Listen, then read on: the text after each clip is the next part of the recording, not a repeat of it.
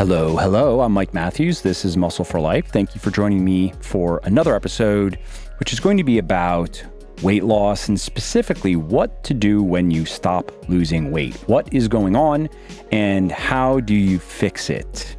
And when you do stop losing weight and you don't know why and you don't know what to do, it can be pretty frustrating. You think that maybe this is it. Maybe the ride is over. Maybe your imagination was bigger than your metabolism.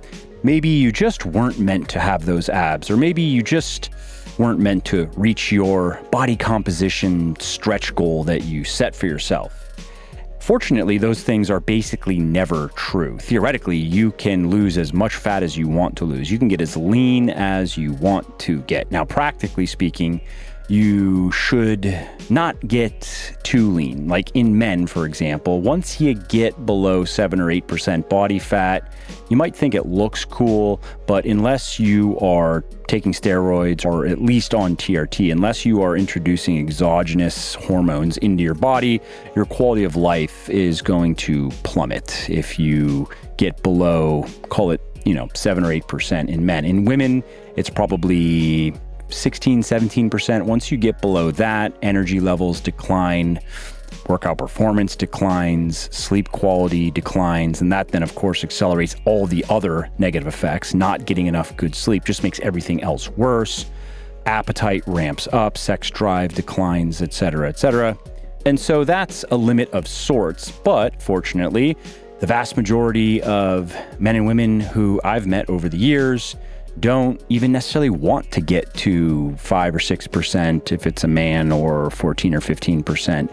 In most cases, most men, they want to get to about 10% body fat where you have clearly visible abs and you're going to have a bit of vascularity. You probably have a little bit of vascularity in your arms and your forearms. You look good. You look like you lift. You look athletic, but you don't look starving and malnourished. And most women I've spoken to over the years, the look that they are after is probably around 20% body fat, where they look athletic, they're lean, but they also look feminine. They still have some curves. They don't have a lot of vascularity. They have ab definition, but not like six-pack abs per se. And the good news is basically anyone can achieve those goals, can get to those body fat levels and maintain them indefinitely if they know what they're doing. And so in this episode, I'm going to be talking again specifically about what to do when you stop losing weight, because that is inevitable if you have a lot of fat that you want to lose. I wish it was just a perfect linear approach to the goal, but that's not how it goes. There are weight loss plateaus, and you just need to know why they are occurring and what to do about it. And then you just need to be patient. And so in this episode, I'm going to break it all down for you so you know what to expect and what to do. Okay, so let's start this discussion with a question. When do you know that you have stopped losing weight? Many people, the reason I think we should start there is I've heard from many people over the years who thought that they were in a weight loss plateau or that they had, quote unquote, stopped losing weight when they really had not, when they were progressing, but they just weren't losing weight as quickly as they thought they should, or as someone on social media has said that they lost weight. And so the person is thinking that a weight loss plateau is just not losing weight at a certain rate. And that is not necessarily true. Now, it can be true. If you are losing 1/10 of a pound of fat per week, that's effectively a plateau, even though you are losing weight or losing fat. But if you are losing somewhere between, let's say, 0.5 and 1% of your body weight per week, you are doing just fine. And how do you know if you are losing weight at an appropriate rate? Well, you have to track your weight, of course, but you have to track it correctly. What many people do is they just weigh themselves either sporadically or they weigh themselves maybe on the same day each week. Maybe it's Saturday morning. And that can cause problems because if you have a bad weigh-in, not because you didn't lose fat that week, but because you are holding more water than usual, you have more poop in you than usual, then you can think that you maybe even gained weight in the previous week. and you're thinking gained fat when in fact you lost fat but are weighing more for reasons that I'll get into in this podcast. I just gave you two of them, but there are some others as well. And so to track your weight correctly, which I recommend you do when you're cutting, if you are not confident enough in the process to know where your calories need to be and where your macros need to be, and to know that you are keeping them where they need to be, and to know that weight loss is not a linear process. Your weight is going to fluctuate up and down. Basically, if you are not an experienced body composition transformer, if you haven't gone through at least a few pretty significant cuts where you've lost a lot of fat, I would recommend tracking your weight regularly. And for me, for example, I don't need to track my weight regularly the way I'm going to recommend, because I've just done this enough now to know where my calories need to be, where my macros need to be, how to do that, and what to expect. And I can really just judge my progress by what I see in the mirror, stay patient, and achieve my goal. Now, if I were trying to compete in natural bodybuilding, though, I would be tracking my weight, because that requires more precision. And there also are deadlines that must be met. Whereas if I'm cutting just to look a little bit better, I don't really care if it takes me 4 weeks or even 8 weeks, because it's not that big of a difference. It's mostly just for me looking in the mirror thinking, I'd like to be a little bit leaner. And so what I recommend when you are tracking your weight is that you weigh yourself every day, but don't put any weight on the daily fluctuations. Instead, take an average every, let's say, 7 days. Some people do 10 days. Some people even do it every 2 weeks. But let's say every 7 to 10 days, you take an average of the previous 7 to 10 day block. And then you watch that average. So let's say you're doing it every 7 days. Okay, good. You have your average daily weight for those 7 days. And then another 7 days pass. You're weighing every day. First thing in the morning, I recommend after using the bathroom, before drinking water, same conditions, no clothing on. So you're doing that every day. And then you get your average weight and you see how that changes every 7 days. And if that is trending downward, then you are losing weight. Your weight is going down. If it's trending upward, you are gaining weight. If it is more or less the same, then you are maintaining your body weight. So that's my first little tip for dealing with the volatility of weight loss. Weight loss is not consistent and predictable. You will not, even if you have a perfect calorie deficit, perfectly calibrated for, let's say, a pound of fat loss per week, you may, on average, lose a pound of fat per week, but your weight is going to go up and down. You are going to watch it trend downward for a week, and then you're going to watch it look basically the same for a week or maybe even 2 weeks. Then all of a sudden, you're going to watch it drop rapidly. You're going to watch a pound per day disappear for a few days. And then the following week, you're going to suddenly gain a pound back, and so on and so on. And again, that's why you want to make sure that you are weighing yourself daily and watching that average. Okay, so let's say you're doing that and you see that your average daily weight has not changed significantly, let's say more than at least a few percent in a couple of weeks, minimally 2, but 3+ weeks. Well, that is a weight loss plateau. That qualifies as a weight loss plateau. Why? What's happening? Well, you could just be eating too much food and not moving enough, but there are other reasons that I'll start with, and then we'll talk about energy balance, calories in versus calories out. So one very common reason why people stop losing weight that does not have to do with energy balance and actually can obscure fat loss. So weight loss can stop, but fat loss can continue. And this is water retention, fluid retention. And this is particularly true for women because they are hormonally inclined to retain water. And they also have to deal with the hormonal fluctuations that come with their menstrual cycle. And so what happens here is you can lose a pound of fat in a week, but then you can pick up some additional water weight along the way, and that can then hide how much fat you've lost, or maybe it can make it look like you've even gained weight. Now, why can water retention go up? Well, there are a few common causes of water retention, especially when dieting. One is elevated cortisol levels. So cortisol is one of the body's stress hormones. And when you stay in a calorie deficit for a prolonged amount of time, research shows that cortisol levels go up. And cortisol levels fluctuate throughout the day based on our circadian rhythm and based on activity, but they also settle to a baseline level, like insulin. And the longer we diet for, the higher that baseline generally is. And that in turn can cause several unwanted effects in the body, including increased water retention. And the best way to manage this, the best way to reduce cortisol levels and to keep them generally low, are to get plenty of sleep, to eat a moderate to high carb diet. Research shows that low carb dieting can particularly exacerbate this. So if you combine low carb dieting with calorie restriction, with a fair amount of physical exercise, cortisol levels can become quite elevated, and that can lead to elevated water retention, among other problems. And you also want to make sure that you are not trying to lose weight too quickly. You don't want to be too aggressive with your diet, or you can really skyrocket cortisol levels. Another reason why water retention can spike is sodium, just eating a lot of sodium, because sodium brings water into cells. And that's why eating salty foods can make you gain several pounds of water weight in just a matter of hours.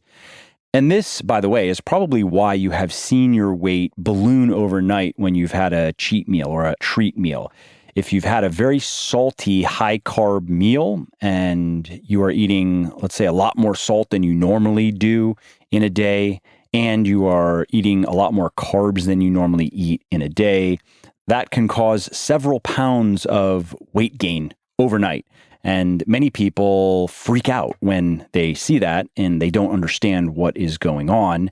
But the good news is if you bring your sodium intake back down to normal, and if your carbohydrate intake comes back to whatever the normal level has been, then within a day or two, you should shed that extra water. But it does often take a day or two of normal eating again to lose that water weight.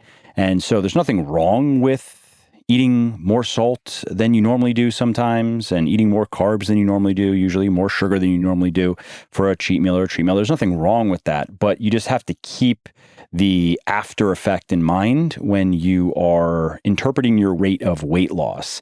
And some people, what they do is they simply don't weigh themselves in the 1 to 2 days following a really high sodium, high carb cheat meal, which is totally fine. There's nothing wrong with skipping a couple of weigh-ins just because you know it's going to muddy up your data. It's not actually useful data, because within a day or two, you are now going to be down 3 or 4 pounds. Now, I mentioned carbs here a couple of times and water weight. How does that work? Well, carbohydrate is converted into a substance in the body called glycogen, also glucose, but glycogen. And this is a form of carbohydrate. It's stored in our liver, it's stored in our muscles, but it is also stored with water. So when a gram of glycogen is stored in our muscles, it is also stored with about 3 to 4 grams of water. And so what can happen then is a high carb meal, just one high carb meal, can cause an upward swing in body weight, because a certain percentage of those carbs are going to be converted into glycogen and stored in the muscles along with water. And it can be quite a bit. I mean, think about, let's say, 150 grams of carbs. Let's just think about that number with another 600 grams of water. So we're at 750 grams. That is almost 2 pounds. And one other thing you should understand about glycogen and dieting is glycogen levels are going to be lower when you are dieting, especially if you've been cutting for a bit. Your carb intake has gone down simply because that is the easiest way to create and maintain a calorie deficit.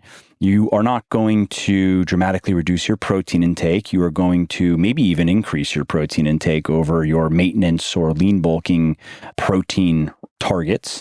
And you might reduce your fat intake a bit. You might go from 30 to 35% of daily calories down to 20 or 25%, depending on how your body responds. But most of your calorie deficit is probably going to be driven by a reduction in carbs. And so what that means then is our glycogen stores are going to be lower than usual, and there is a lot of room for us to store glycogen in our body, especially in our muscles if we are fairly muscular, if we have more muscle than the average person.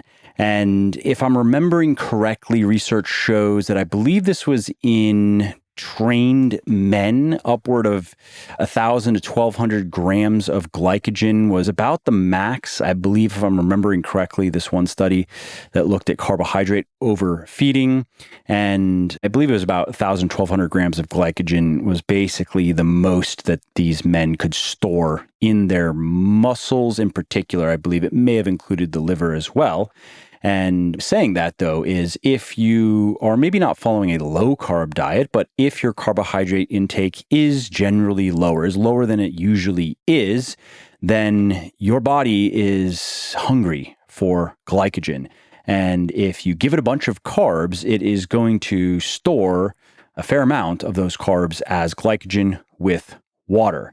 And just to put it in perspective, like 2 slices of bread. So if your body were to store the carbohydrates in 2 slices of bread, that would come with about an extra 1/3 of a pound of water. So now think about like a high carb Italian blowout. Let's say that's your treat meal, right? You like pasta, like me, you like pasta. That's one of my favorite treat meals is pasta.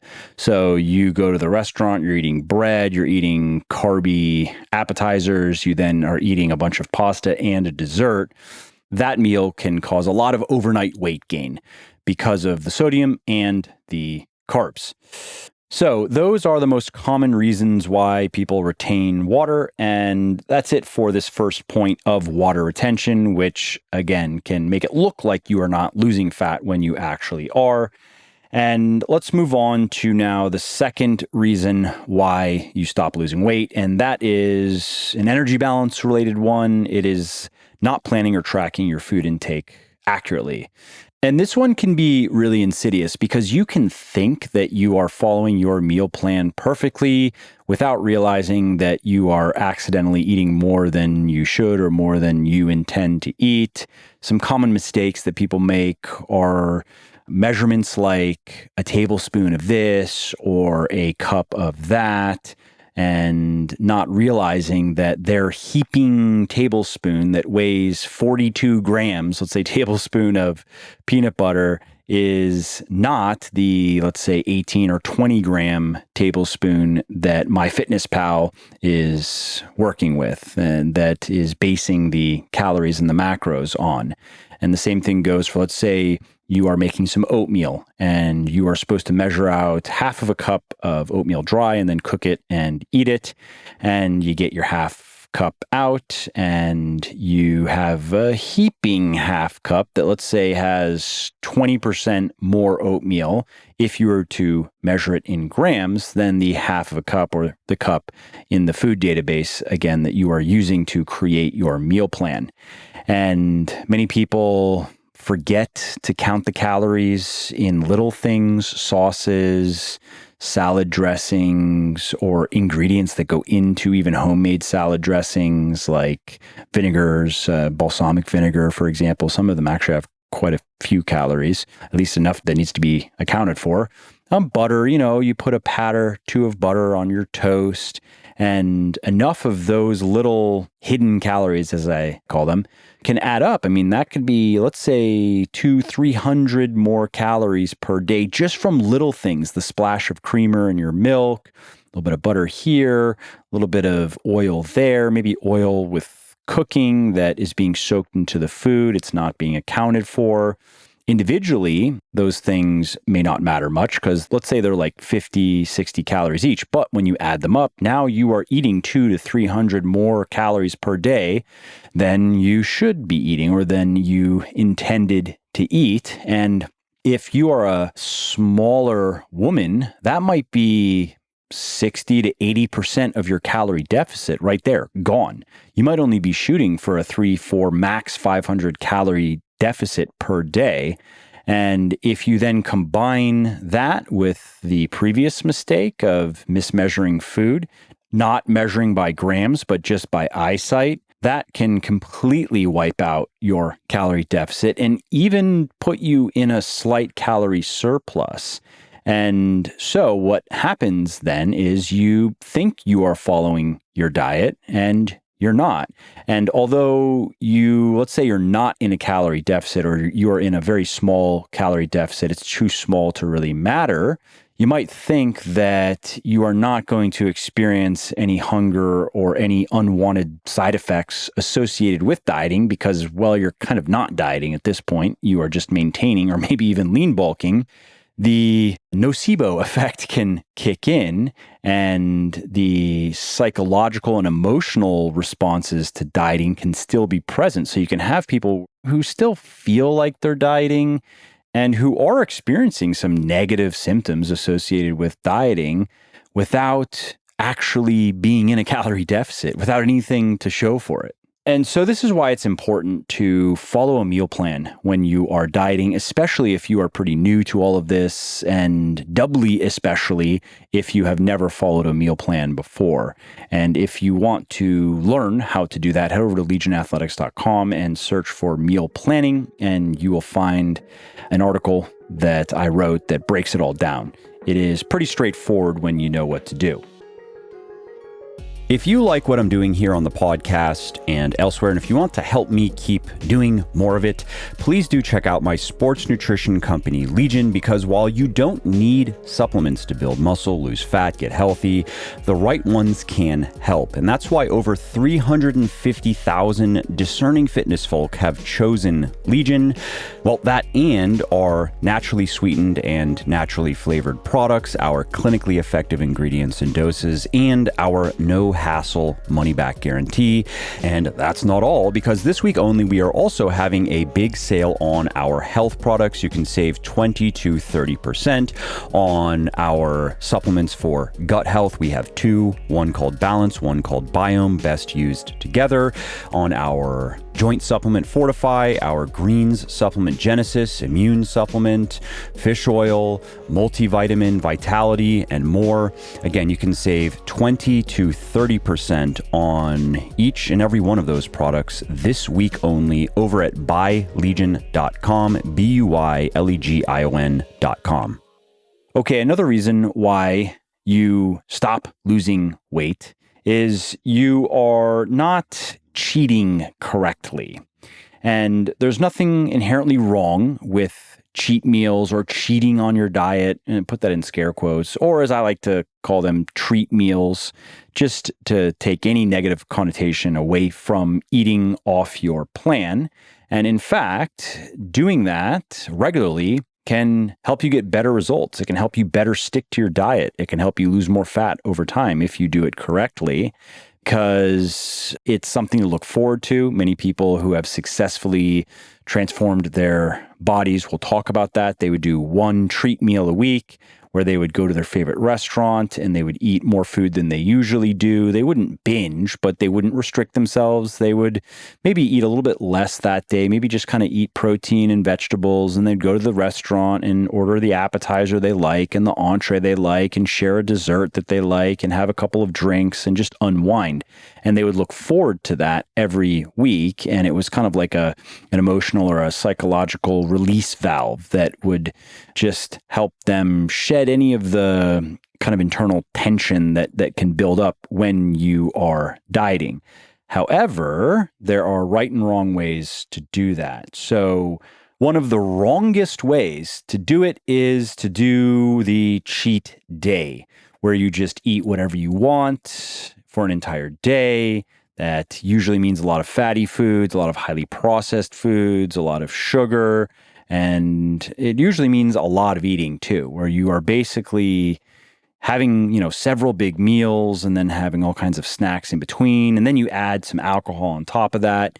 You can easily undo an entire week's worth of fat loss or even 2 weeks worth of fat loss in one day of eating and drinking way too much. Now, as far as individual meals go, there are a few common mistakes that people make. One is just having too many cheat meals, because cheating often involves at least a slight calorie surplus for the day. Ideally, you would end the day somewhere around the number of calories that you burned. But if you are slightly over that, let's say you are 10 to 15, max 20% over that, and especially if it's a high carb meal rather than a high fat meal, and if it doesn't involve alcohol, that shouldn't get in the way of anything. But if you do that several times per week, you are now taking out large chunks of your weekly calorie deficit. So if you look at your daily calorie deficit and you start adding it up day by day, and then you have 2 or 3 cheat meals per week that end you, let's say, 100 to 200 calories above your energy expenditure for those days, and maybe it's even 300. Well, if you do that 3 times per week, let's say it's 2 to 300, you're looking at now taking out 600, 900 calories from your weekly deficit, which may only be a few thousand calories. So can you keep losing weight, losing fat that way? Yes, but you can also dramatically slow down your weight loss. And if you are operating that way, inevitably there are going to be weeks where you really eat too much. Maybe on some weeks you're not that bad. Some weeks you're somewhere in the middle, and then some weeks you really do eat too much. You have like 4 cheat meals and you are ending 500 to 1,000 calories above your daily energy expenditure on those days, and there's alcohol. And so that's enough to just like delete that week. Basically, you got no leaner by the end of that week. And that then happens every so often. Maybe that's every 4 or 5 weeks. And then you have some mediocre, kind of in the middle weeks where you lose, let's say, half of the amount of fat that you intended to lose because you kind of overdid it a little bit. And then every so often you have the mild cheat weeks, let's say, where you achieve most of your fat loss goal for the week. But when you put all of those things together and you stretch it out over time, you see how it can add a lot of time to the process. It can make what should be a 3 or 4 month cut, or let's say a 2 or 3 month cut, it can double that. It can turn the 2 month cut into the 4 month cut, or the 3 month cut into a 6 month cut. So another common mistake that people make with cheat meals is they just eat too much in an individual meal. And that's because many people don't realize just how many calories their favorite cheat meals contain. And so they just end up eating far more than they anticipate. Often they will eat too quickly too. They will order the loaded nachos and then they'll smash that down. And then right after that is the bacon cheeseburger with French fries. And they finish that and they're starting to feel full. The satiety is starting to kick in, but they go right from that to the dessert.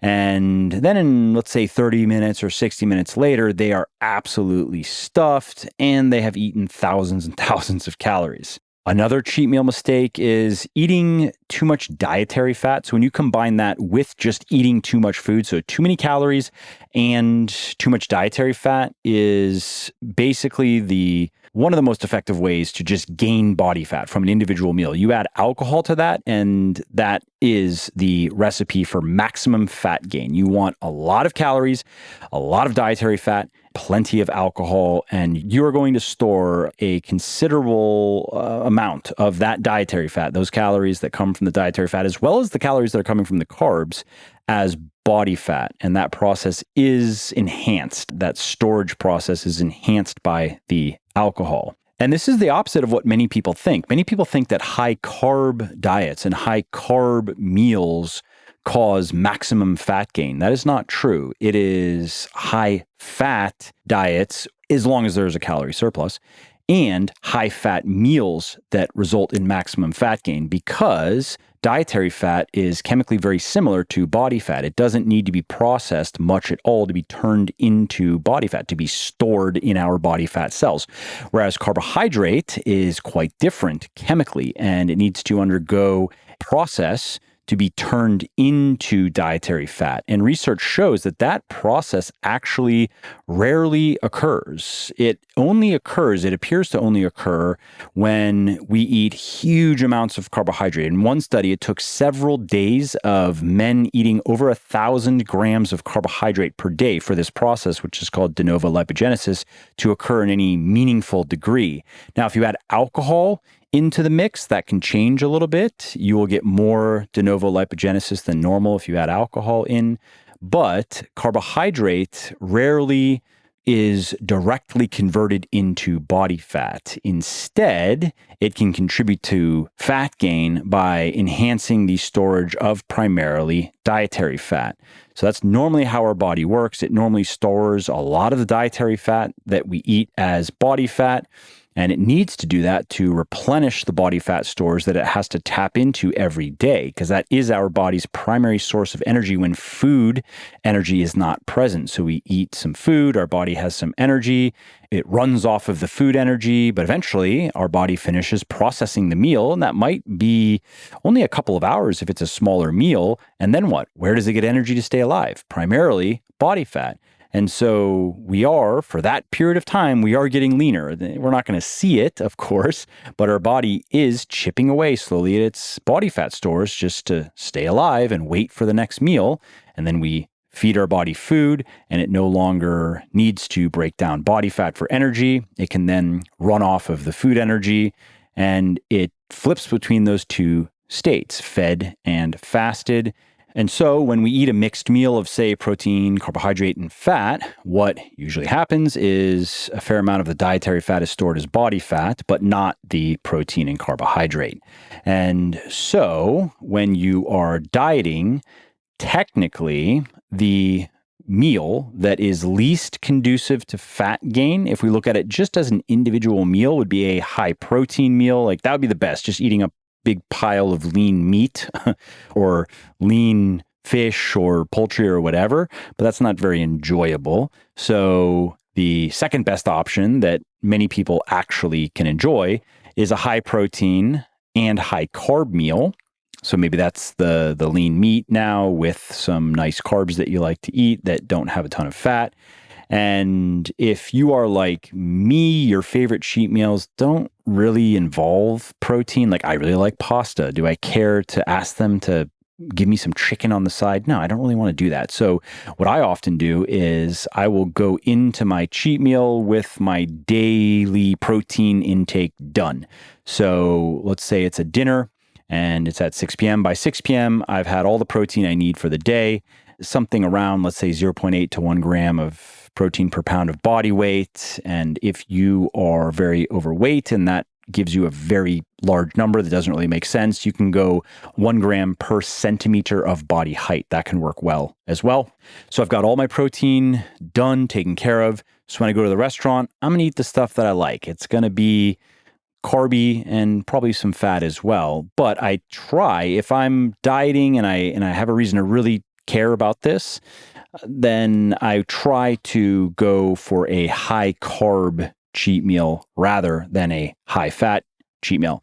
And the final mistake is drinking a bunch of alcohol with the cheat meal. I already talked about this, especially a high fat cheat meal, because alcohol blocks fat oxidation. It blocks our body's natural fat burning mechanisms, I guess you could say. And that in turn accelerates the rate at which dietary fat in particular that you eat is stored as body fat. Okay, so that's it for the cheat meal section of this podcast and how cheating incorrectly can screw up your weight loss. Let's now talk about exercise. Let's talk about the energy out component, because a reason why many people stop losing weight is they are not exercising enough. They are not moving their body enough. And you don't have to exercise to lose weight, but if you want to lose fat as quickly and as healthily as possible, and if you want to preserve or even improve your body composition, you want to be doing at least a few strength training workouts per week. And if you want to have an easier time of fat loss, you also want to be doing some sort of cardiovascular exercise, and that includes walking. One of the easiest ways to lose more fat is just to walk more. Figure out how you can walk more. And if you can get outside and put your phone away and walk more, that's a double win, because you are not only going to lose fat faster, but you are going to be in a better mood.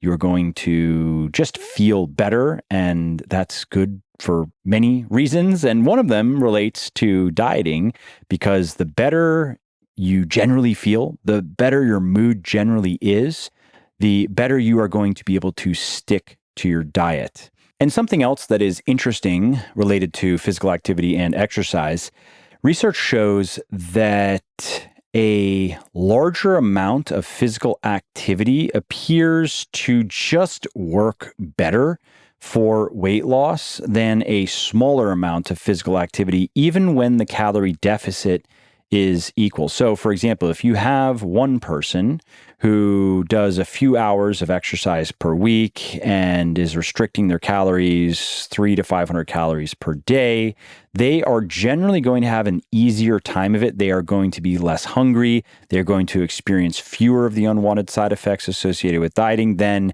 somebody who, let's say, has the exact same body composition and is also restricting their calories 300 to 500 calories per day, but is only doing, let's say, an hour of exercise per week.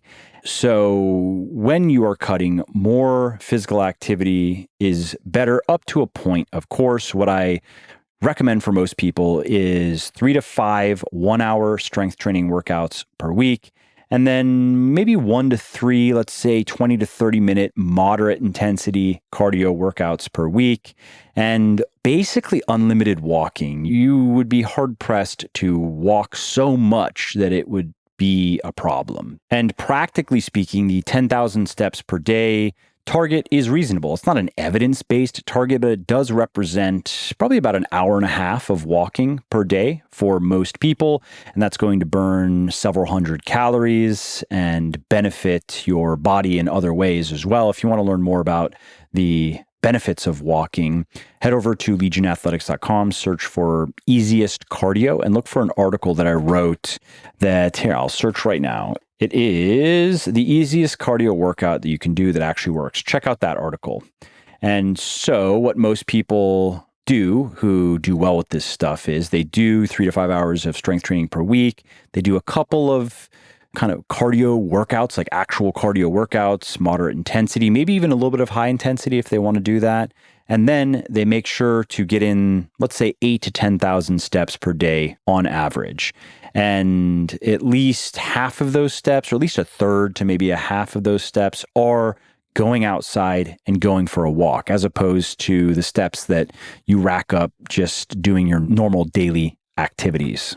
Okay, another reason why you stop losing weight is you are now burning fewer calories and you need to adjust. So this is the metabolic adaptation point, not metabolic damage. That's a myth. You are not going to damage your metabolism with dieting. Even if it's extreme dieting, your metabolism is going to adapt, but it is not going to become damaged. You're not going to have to repair it or reverse diet for a long period of time to get your metabolic rate back to where it needs to be. But what is true is as you reduce your body weight, you are also reducing the amount of energy that you burn during physical activity. And that's physical activity of all kinds. That's your workouts, that's your walking, that's everything, because it costs less energy to move a lighter body. And it costs a lot less energy. I weigh about 200 pounds. I'm muscular. My basal metabolic rate, so the amount of calories that I burn every day at rest if I just don't move around, is about 2,100, maybe 2,200 calories. My wife probably weighs 105 pounds, maybe 108 pounds.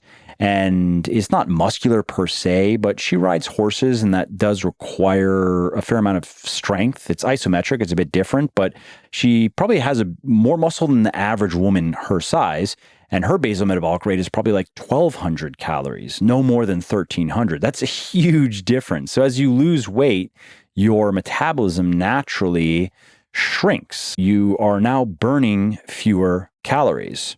Also, when you restrict your calories and you feed your body less energy than it burns, your metabolism starts slowing down in other ways. It starts to burn less energy in addition to the less energy that's required to move a lighter body. And research shows that the more you restrict your calories, the faster and the greater this downregulation occurs. Now, fortunately, this is quickly reversed. It disappears when you stop dieting and your metabolism starts to run exactly as it always has. There are no lingering effects. But while you are cutting, you can expect your body to burn fewer calories than it normally would if you were eating more food. Another reason why this happens is research shows that when we are restricting our calories for fat loss, our body increases its energy efficiency, meaning that it actually burns fewer calories doing these same activities. And that's not because of the reduction in body weight. There's research where scientists have even artificially increased people's body weight who were restricting calories for weight loss, and they found that their energy expenditure during exercise was still lower than normal. And they were exerting themselves as hard as when their natural body weight was higher, and yet they were still burning fewer calories. It's interesting. Something else that you should keep in mind is research shows that dieting reduces the amount of spontaneous activity that we just naturally engage in. And so that means fidgeting, that means pacing, that means how close we park to the entrance of the grocery store without really even thinking about it, so we don't have to walk as much. That's taking the elevator instead of the stairs when maybe we normally would take the stairs. This is known as non-exercise activity thermogenesis, often referred to by its acronym NEAT. And research shows that this point alone can vary by up to 2,000 calories per day from person to person. Now, that's an extreme. In most people, it is in the range of several hundred calories per day, but you might start a diet burning 600 calories a day, let's say from NEAT, and now you are a few months into your diet, and that's down by 300 calories. You're now burning half. You're burning 300 calories per day because of NEAT. And that could be your entire daily calorie deficit, or most of it that has been lost through attrition, so to speak. And so ultimately, these mechanisms just allow your body to slowly undermine your calorie deficit until it just is completely negated. And so when that happens, of course, you just need to widen that gap between the energy and the energy out.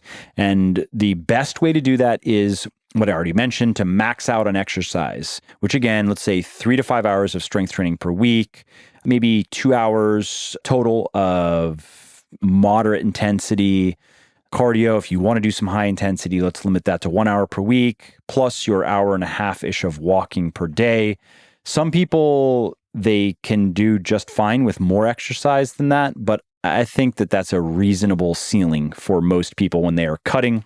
And so once you've done that, what do you do next? Well, you need to eat less. And so there are a few steps. The first step is to realistically assess your current total daily energy expenditure and your meal plan, and see if your meal plan needs to be adjusted. Maybe you assumed that you are actually burning more calories than you do. And if you're not sure how to do that, head over to legionathletics.com, and there's a section of the menu called Learn. If you check out Tools, and then you go to TDEE calculator, that's Total Daily Energy Expenditure Calculator, that will help you figure your total daily energy expenditure out, so then you can compare it to what you are eating and see how it looks. And practically speaking, what I've found is once you have been dieting for some period of time and you've done a lot of the things that I've talked about in this podcast and you are not losing weight, you can cut your daily calories by 100 to 150 calories. And I've always done that by just taking them from carbs. So just cutting, upward of, let's say, 40 grams of carbs from my daily meal plan. And that has usually kind of bought me another maybe 7 to 10 days of fat loss before it would stop again. And then I would reduce my energy intake by a further 100 to 150 calories per day and repeat that process until I've reached my goal or my calorie intake just gets too low. I generally would stop at my basal metabolic rate, which if you want to calculate yours, you can do that over at legionathletics.com. Same tool, actually, total daily energy expenditure calculator will give you your basal metabolic rate, your BMR, plus your total daily energy expenditure, your TDEE. And I think it's okay to go at least slightly below your BMR, maybe for a short period of time. But once you start eating less than your BMR, and to put that in perspective, so again, I'm 200 pounds, pretty muscular. My BMR is around 1,800 calories. So if I were eating 1,500 calories as a muscular 200-pound guy, that's extreme. That's like the end of a grueling 6-month bodybuilding diet where you're having to get very unhealthily lean, right? And so I generally recommend stopping calorie reductions at or slightly below your BMR, riding that out for as long as you can if you've needed to take it that far. And this usually only is required when you are lean, wanting to get very lean. Like if you're a guy and you're trying to get to 5-6% body fat, ab veins, you're going to have to suffer a little bit. You probably will have to eventually get down to around your BMR, maybe a little bit higher. In my case, instead of 1,800, maybe, 2,000. I don't know if I've really gone lower than 1,900 to 2,000 calories per day, but that is not a lot of food for somebody like me, especially not a lot of food when I'm eating that way for several weeks on end. And so that's basically the end of the cut. After several weeks of eating right around your BMR, it's time to take a break. It's time to then actually take a diet. Bring your calories back up to your maintenance calculated newly at your current body weight, and give your body a break, give your mind a break. And if you have more fat you want to lose, start over again and repeat the same process. Well, I hope you liked this episode. I hope you found it helpful. And if you did, subscribe to the show because it makes sure that you don't miss new episodes. And it also helps me because it increases the rankings of the show a little bit, which of course then makes it a little bit more easily found by other people who may like it just as much as you. And if you didn't like something about this episode or about the show in general, or if you have ideas or suggestions or just feedback to share, shoot me an email, mike@muscleforlife.com, muscleforlife.com, and let me know what I could do better or just what your thoughts are about maybe what you'd like to see me do in the future. I read everything myself. I'm always looking for new ideas and constructive feedback. So thanks again for listening to this episode, and I hope to hear from you soon.